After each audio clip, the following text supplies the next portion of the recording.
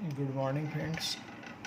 आजच्या आपल्या व्हिडिओ लेक्चरमध्ये सोल्युशन चॅप्टरमधली चौथी शेवटची आणि महत्त्वाची क्वालिटेटिव्ह प्रॉपर्टी ऑस्मोटिक प्रेशरचा अभ्यास करणार आहोत. ऑस्मोटिक प्रेशर ह्या क्वालिटेटिव्ह प्रॉपर्टीला पायने डिनोट केलं जातं. ऑस्मोटिक प्रेशर अभ्यासण्यासाठी आपल्याला ऑस्मॉसिस प्रोसेसचा अभ्यास करावा लागेल आणि ती आपण याची आधी अभ्यासलेली आहे. ऑस्मॉसिस एक फिजिकल प्रोसेस आहे आणि ती बायोलॉजिकल सिस्टीममध्ये महत्त्वाची प्रोसेस आहे, कारण ते आपल्या सेलमध्ये चाललेली प्रोसेस असते. मग हे प्रोसेस अभ्यासण्यासाठी आपण एक प्रोसेसचा सेटअप बनवूया. बरोबर आहे. कंटेनर घेतलं, त्याला 2 इक्वल हाफमध्ये डिवाईड करून टाकलं, 2 पार्ट आपण त्याचे केलेत. बरोबर आहे. आणि मध्ये सेमी परमेबल मेम्ब्रेन लावून दिलेला आहे. हा मेम्ब्रेन कोणता आहे? सेमी परमिएबल मेम्ब्रेन आहे तो.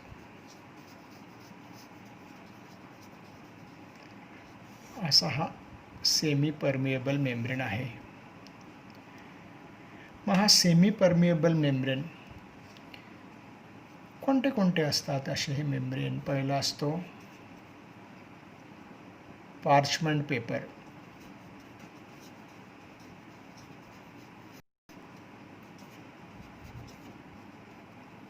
कोणता आहे? Parchment paper.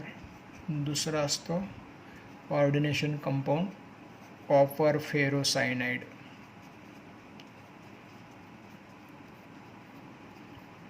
आणि तिसरा असतो सेलोफेन नावाचा. हे 3 मेम्ब्रेन, पहिला आहे पार्चमेंट पेपर, दुसरा कॉपर फेरोसायनाइड आणि तिसरा आहे तो सेलोफेन. हे 3 मेम्ब्रेन सेमी परमेबल मेम्ब्रेनचं काम करतात. सेमी परमेबल म्हणजे काय? हे मेम्ब्रेन त्यांच्यामधून फक्त सॉल्व्हंटच्याच मॉलिक्यूलला जाण्याची परमिशन देत असतात. त्या सॉल्व्हंटचेच मॉलिक्यूल त्यांच्यामधून जाण्यासाठी अलाव करत असतात, कारण त्यांच्यामध्ये म्हणजे कोणामध्ये? सेमी परमेबल मेम्ब्रेनमध्ये जे पोर्स असतात, जे होल असतात या ठिकाणी, हे अगदी बारीक होल असतात आणि त्याच्यामधून फक्त सॉल्व्हंटचाच मॉलिक्यूल पास होऊ शकतो. ठीक आहे. असा हा सेमी परमेबल मेम्ब्रेन आहे. आणि ह्या कंपार्टमेंटला मी आता म्हणतो कंपार्टमेंट ए आणि हे कंपार्टमेंट बी आपल्या कंटेनरचं. आता कंपार्टमेंट बीमध्ये इथं मी सॉल्व्हंट टाकतो, जे आपण प्युअर सॉल्व्हंट म्हणून वापरणार आहेत आणि जे सोल्युशन बनवण्यासाठी इकडच्या कंपार्टमेंटमध्ये घेणार आहोत. हे सॉल्व्हंट टाकून दिलं. ह्या कंपार्टमेंटमध्ये मी आता टाकतो सोल्युशन टाकलेलं आहे. बरोबर आहे. आणि हे कंपार्टमेंट मी आता काय करतो? एका मुवेबल पिस्टनच्या साहाय्याने बंद करून देतो. आता ह्या सोल्युशनमध्ये काय प्रेझेंट आहे? सोल्यूट प्रेझेंट आहे अधिक सॉल्व्हंट प्रेझेंट आहे. सोल्यूट आणि सॉल्व्हंट दोघं मिळून आपल्याला मिळालं सोल्युशन. ठीक आहे. हा जो सेटअप तयार झाला, हा सेटअप कोणासाठी आहे? ऑस्मॉसिस प्रोसेससाठी. असा ज्या ज्या ठिकाणी सेटअप असेल तिथं फक्त ऑस्मॉसिस प्रोसेस होणार आहे. मग ही ऑस्मॉसिस प्रोसेस नेमकी काय असते?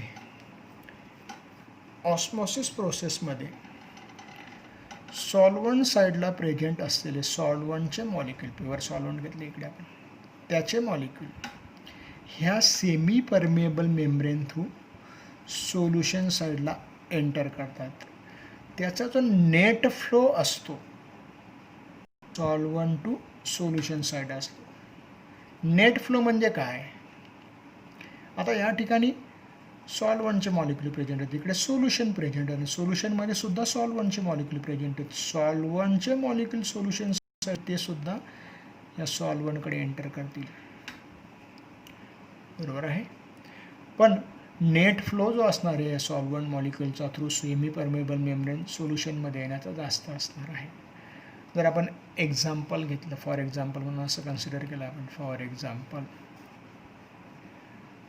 बी कंपार्टमेंटकडनं ए कंपार्टमेंटकडे सॉल्वंटचे मॉलिक्युल, कोणत्या मॉलिक्युलचा विचार करतोय फक्त या ठिकाणी, सॉल्वंटचा. 10 मॉलिक्युल एका वेळेस एंटर करत असतील बी कडनं ए कडे, म्हणजे प्युअर सॉल्वंटकडनं सोल्युशनकडे सॉल्वंटचे मॉलिक्युल एका वेळेस 10. तर इकडेही सॉल्वंटचे मॉलिक्युल प्रेझेंट आहेत.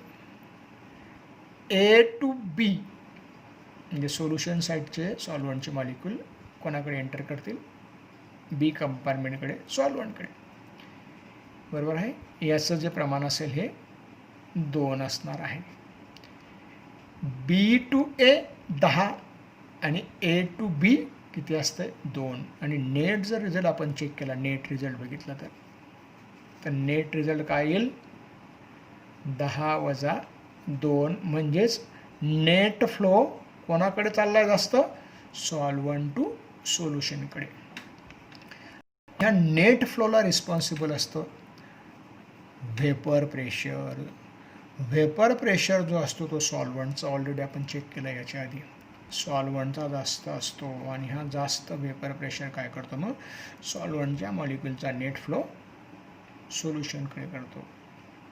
व्हेपर प्रेशर 4ही क्वालिटेटिव्ह प्रॉपर्टीमध्ये महत्त्वाचा फॅक्टर होता. प्युअर सॉल्वंटचा व्हेपर प्रेशर जास्त असणार आहे सोल्युशनपेक्षा, म्हणून नेट फ्लो कुठं होणार आहे, सॉल्वंट टू सोल्युशन. बरोबर आहे.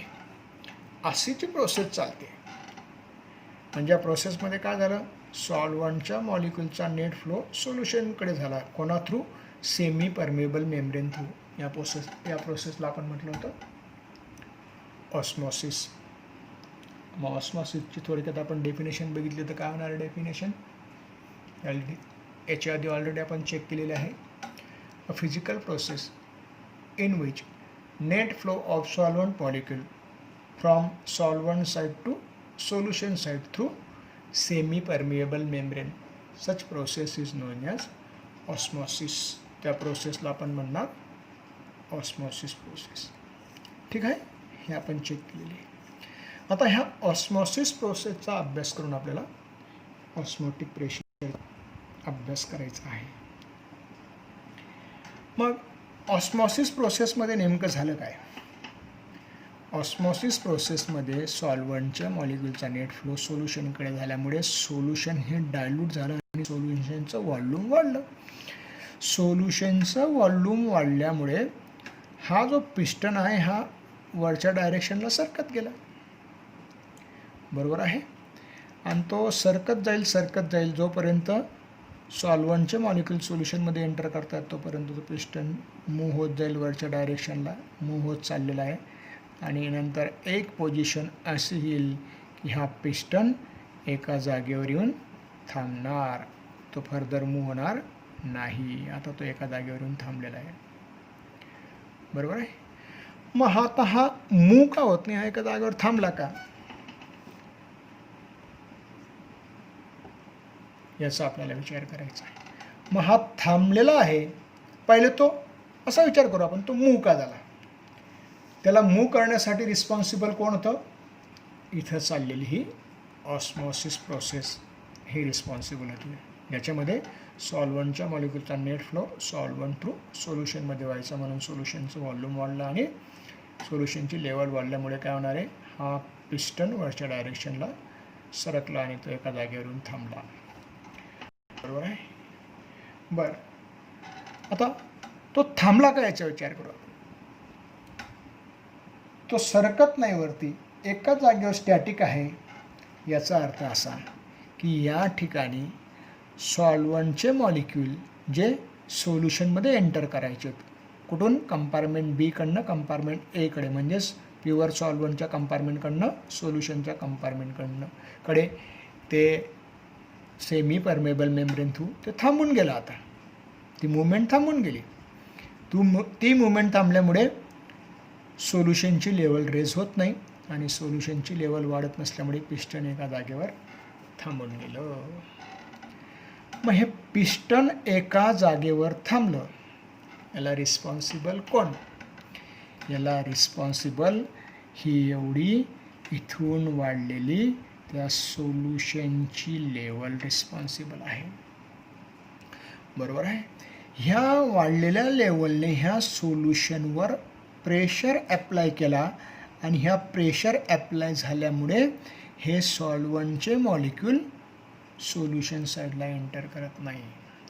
मग हा जो प्रेशर ॲप्लाय झाला, ज्या प्रेशर कोणा साईडला? सोल्युशन साईडला. ज्या प्रेशरने सॉल्वंटचे मॉलिक्यूल सॉल्वंट साईडकडनं सोल्युशनकडे येण्याचं थांबून दिलं, त्या प्रेशरला आपण म्हणतो हायड्रोस्टॅटिक प्रेशर. कोणता प्रेशर आहे तो? हायड्रोस्टॅटिक प्रेशर आहे तो. हा इथं जो सोल्युशनच्या लेवल वाढल्यामुळे तयार झाला या ठिकाणी, त्या प्रेशरला म्हणणार हायड्रोस्टॅटिक प्रेशर. आणि त्याने पिस्टन थांबवून दिलेलं आहे. हे पिस्टन थांबलं त्यावेळेस सॉल्वंटचे मॉलिक्यूल, प्युअर सॉल्वंटचे मॉलिक्यूल सोल्युशनमध्ये एंटर करायचे आणि सॉल्वंटचे मॉलिक्यूल जे सोल्युशनमधले ते सॉल्वंट साईडला पण एंटर करायचे.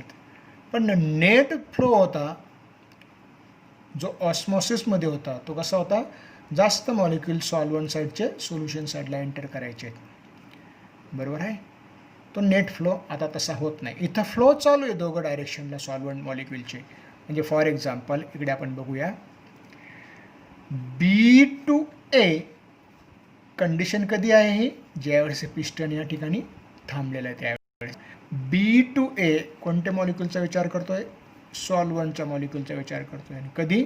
ज्यावेळेस हायड्रोस्टॅटिक प्रेशर डेव्हलप झालेला आहे, पिस्टन थांबलेलं आहे. जर दोन मॉलिक्यूल मूव करत असतील इकडे B2A at the same time, बरोबर, A to B म्हणजे इकडे प्रेझेंट असलेले सॉल्वंटचे मॉलिक्यूल हे सुद्धा दोनच मॉलिक्यूल एंटर करतील. म्हणजे नेट रिझल्ट जर तुम्ही चेक केला इथला नेट रिझल्ट, तर तो नेट रिझल्ट काय येणार आहे? 0. बरोबर आहे. म्हणजे मॉलिक्यूल सॉल्वंटचे मॉलिक्यूल सोल्युशनमध्ये एंटर करताना दिसत नाही आपल्याला. नेट रिझल्ट म्हणून सोल्युशनची लेवल वाढणार नाही, आणि सोल्युशनची लेवल वाढणार नाही म्हणून पिस्टन कसं असणार आहे? कॉन्स्टंट असणार आहे. बरोबर आहे. पिस्टन कॉन्स्टंट आहे, सोल्युशन वाढत नाही, त्याची लेवल वाढत नाही. सॉल्वंटचे मॉलिक्यूल सॉल्वंट साईडवरनं सोल्युशनमध्ये एंटर करत नाही. त्यावेळेस ह्या दोघं सॉल्वंटच्या मॉलिक्यूलमध्ये, दोघं कंपार्टमेंटमधल्या सॉल्वंटच्या मॉलिक्यूलमध्ये इक्विलिब्रियम एस्टॅब्लिश झालेले असते. म्हणजे काय? Rate of flow of solvent from solvent to solution and solvent molecule from solution to solvent is equal. हे दोघं इक्वल झाल्यामुळे तिथं काय तयार झालं? इक्विलिब्रियम तयार झाली. आणि ही इक्विलिब्रियम ज्या वेळेस तयार होईल त्यावेळेस त्या ठिकाणी ती ऑस्मॉसिस प्रोसेस थांबलेली असेल. बरोबर आहे.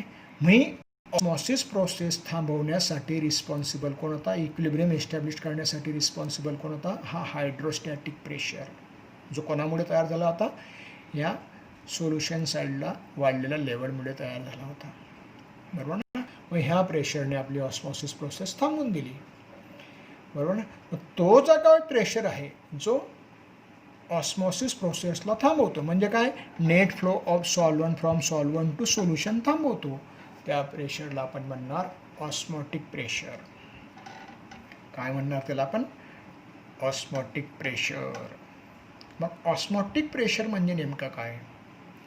ऑस्मॉटिक प्रेशर म्हणजे असा प्रेशर की जो सोल्युशन साईडवर ॲक्ट होत असेल आणि तो सोल्युशन साईडवर ॲक्ट होऊन, बरोबर आहे, काय थांबवणार आहे? ऑस्मॉसिस प्रोसेस थांबवणार आहे. म्हणजेच net flow of solvent from solvent to solution थांबवणार आहे. अशा प्रेशरला आपण म्हणणार ऑस्मॉटिक प्रेशर. बरोबर आहे. मग आपण त्याची डेफिनेशन थोडक्यात बघूया. मिनिमम अमाऊंट ऑफ प्रेशर म्हणजे हा जो प्रेशर थांबवण्या एवढं पाहिजे आपल्याला, मिनिमम अमाऊंट, कोणती प्रोसेस थांबवणे एवढा? ऑस्मॉसिस प्रोसेस थांबवणे. Minimum amount of pressure developed on solution side that stop the process of osmosis. Such pressure is known as osmotic pressure. किंवा minimum amount of pressure developed on solution side that stop the net flow of solvent from solvent to solution through semi-permeable membrane. Such pressure is known as osmotic pressure. बरोबर आहे. आणि इथं ही osmosis process कोणी थांबवली? Hydrostatic प्रेशरने. म्हणजे हा hydrostatic pressure आपल्या कोणाच्या इक्वल आला? ऑस्मॉटिक प्रेशरच्या इक्वल आला. कारण आपण आता चेक केलं ना, कुठलाही प्रेशर असेल की ज्याने ऑस्मॉसिस थांबवली त्याला आपण म्हणतो ऑस्मॉटिक प्रेशर. मग इथं कोणी थांबवली होती? हायड्रोस्टॅटिक प्रेशरने. म्हणजे तो कोणाच्या इक्वल आला? कोणाच्या इक्वल आला? अगदी बरोबर, ऑस्मॉटिक प्रेशरच्या इक्वल तो आलेला आहे. बरोबर आहे. आणि हा जो प्रेशर असतो कोणता? Hydrostatic pressure. याला आपण इंडिकेट करतो किंवा त्याला एच, रो आणि जीने प्रेझेंट करत असतो, देत असतो. H, rho, g is equal to या ठिकाणी काय आलं? Osmotic pressure. एच म्हणजे काय? हाईट, जी वाढलेली हाईट असणारी आपली या कोणत्या कंपार्टमेंटमध्ये? सोल्युशनच्या कंपार्टमेंटमध्ये. हाईट ऑफ दिस कंपार्टमेंट आपण म्हणूया त्याला सोल्युशन कंपार्टमेंट. ठीक आहे. आणि हा रो म्हणजे काय? Density of solution. इथं जे सोल्युशन असणार आहे, हे सोल्युशन सगळं इथं प्रेझेंट असणार याची डेन्सिटी. आणि हा जी म्हणजे काय? Small g, acceleration due to gravity. बरोबर ना. याची जेवढी व्हॅल्यू होईल इथून ती व्हॅल्यू कोणाबरोबर असणार आहे?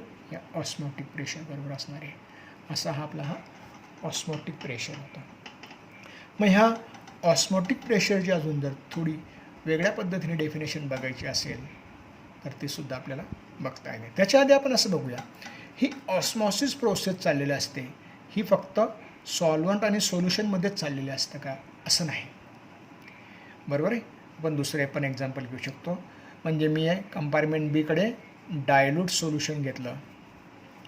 डायल्यूट सोल्युशन ज्याच्यामध्ये सोल्यूटचं प्रमाण कमी आणि कंपार्टमेंट एमध्ये कोणामध्ये घेतो आहे? बीमध्ये. आणि कंपार्टमेंट एमध्ये कॉन्सन्ट्रेट सोल्युशन घेतलं ज्याच्यामध्ये सोल्यूटचं प्रमाण जास्त आहे. असं विचार करूया, हे कॉन्सन्ट्रेट सोल्युशन साखरेचं आहे म्हणजे जास्त गोड सोल्युशन आहे. आणि हे सुद्धा साखरेचे सोल्युशन आहे, कमी गोड सोल्युशन आहे. जास्त गोड म्हणजेच काय? त्याच्यामध्ये साखरेचं प्रमाण जास्त आहे, सोल्यूटचं प्रमाण जास्त आहे. आणि कमी गोड म्हणजे त्याच्यामध्ये सोल्यूटचं प्रमाण कमी आहे. असं हे सोल्युशन घेतलं आहे. मग इथंही जर सेमी परमेबल मेम्ब्रेन टाकून दिला तर या ठिकाणी ऑस्मॉसिस प्रोसेस होणार आहे. मग इथंही कोणत्या साईडला वेपर प्रेशर जास्त असणार आहे? हा, ज्या ठिकाणी सोल्यूटचं प्रमाण जास्त आहे त्या ठिकाणी वेपर प्रेशर कमी असणार आहे म्हणजे इकडे. आणि ज्या ठिकाणी सोल्यूटचं प्रमाण कमी, सोल्युशन डायल्यूट, त्या ठिकाणी वेपर प्रेशर जास्त असेल. आणि वेपर प्रेशर जास्त असतील तर त्या सोल्युशनमधून सॉल्वंटचे मॉलिक्यूल कोणाकडे मूव्ह होतील? जास्त कॉन्सन्ट्रेट सोल्युशनकडनं. म्हणजे डायल्यूट सोल्युशनकडनं सॉल्वंटचे मॉलिक्यूल जास्त कॉन्सन्ट्रेट असलेल्या सोल्युशनकडे मूव्ह होतील. कुठपर्यंत मूव्ह होतील ते? जोपर्यंत त्या ठिकाणी ऑस्मोटिक प्रेशर डेव्हलप होत नाही तोपर्यंत ते मूव्ह होतील. बरोबर आहे. दोघांचं कॉन्सन्ट्रेशन सारखं येईल तिथपर्यंत ते मूव्ह असतील. आणि तिथं पण आपल्याला ऑस्मोटिक प्रेशर मोजता येणार आहे. ठीक आहे. बरं, मग ऑस्मोटिक प्रेशरची अजून एक वेगळ्या पद्धतीने आपण डेफिनेशन बघूया फटक्यात. ऑस्मोटिक प्रेशर नेमकं काय असतं? हा ऑस्मोटिक प्रेशरसाठी मी अजून एक सेटअप घेतो आहे. इथं काय गेलं आहे? सेमी परमेबल मेम्ब्रेन या साईडला आपलं भरलेलं आहे प्युअर सॉल्वंट आणि इकडे आहे सोल्युशन. बरोबर आहे. आता काय करायचं आहे? ऑस्मॉसिसला सुरुवात होईल, पण मला इथं ऑस्मॉसिस होऊच द्यायची नाही. म्हणजे net flow of solvent molecule from solvent to solution हे होऊ द्यायचं नाही. हे जर होऊ द्यायचं नसेल तर काय करावं लागेल? बरोबर, अगदी बरोबर, सोल्युशन साईडला प्रेशर अप्लाय करावं लागेल. कारण ऑस्मॉसिस प्रोसेस कोण थांबवायचं? सोल्युशन साईडला तयार झालेला प्रेशरच ऑस्मॉसिस प्रेशर थांबवायचा, प्रोसेस थांबवायचा. इथं पण तोच थांबवणार आहे. इथं आपल्याला ऑस्मॉसिस प्रोसेसला सुरुवातच होऊ द्यायची नाही. म्हणजेच इथं ह्या पिस्टनवर जे सोल्युशन साईडला आहे याच्यात मिनिमम प्रेशर एवढं अप्लाय करायचा आणि तो प्रेशर कोणता असणार आहे? एक्सटर्नल प्रेशर असणार आहे. मिनिमम एक्सटर्नल प्रेशर एवढा अप्लाय करायचा की ही इथं होणारी ऑस्मॉसिस प्रोसेस थांबून जाईल. म्हणजे net flow of solvent molecule from solvent to solution through semi permeable membrane थांबून जाईल. बरोबर ना? मग हा जो एवढा प्रेशर इथं अप्लाय केलेला आहे त्या प्रेशरला आपण म्हणणार ऑस्मॉटिक प्रेशर. आणि त्याची जर डेफिनेशन बघितली अजून तर ती डेफिनेशन कशी येणार आहे? मग ती definition minimum amount of external pressure applied to solution side that stop the osmosis process. बरोबर ना? किंवा minimum amount of external pressure that applied on solution side that stop the net flow of solvent molecule from solvent to solution through semi permeable membrane. Such pressure is known as कोणता pressure म्हणणार त्याला? Osmotic pressure. ठीक आहे. बरं, आपल्या 12वीच्या सिलेबसमध्ये osmotic pressure मोजण्यासाठी एक सोपा एक्सपेरिमेंट दिलेला आहे, सेटअप दिलेला आहे, तो आपण नंतर बघू.